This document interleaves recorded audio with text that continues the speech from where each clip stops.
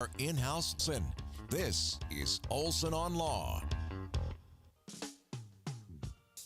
Alan Spector here again, and now every Tuesday and Thursday at this time, I am joined by longtime Orlando attorney Tom Olsen for Olsen on Law. Good morning, Tom. Good morning, Alan and crew and WFLA listeners. Tom, our topic this morning, simply two words, buyer beware. So, Tom, when you buy a home in Florida, does the seller have to tell the buyer about all of the problems with the home, or is Florida a buyer beware state?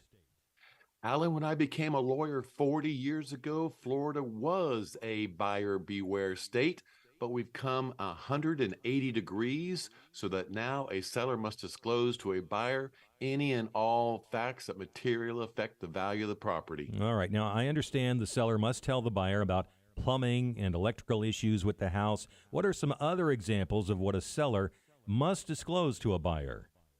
Well, the seller should disclose, for example, that somebody died in the house. Oops. Or that there are loud neighbors.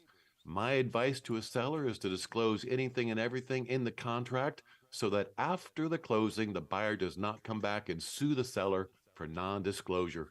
All right. Now, I've bought and sold some houses, and I always recall using an as-is contract. Doesn't an as-is mean as-is, Tom? Alan, you're correct. Most contracts in Florida are as is, but as is means that prior to closing, the seller will not be obligated to pay for any repairs or termite treatment. But even with an as is contract, the seller is still obligated to disclose to the buyer any and all problems with the property. Yeah, like if somebody died in the house. If you have legal questions, Tom will be happy to answer them on the Olsen on Law show.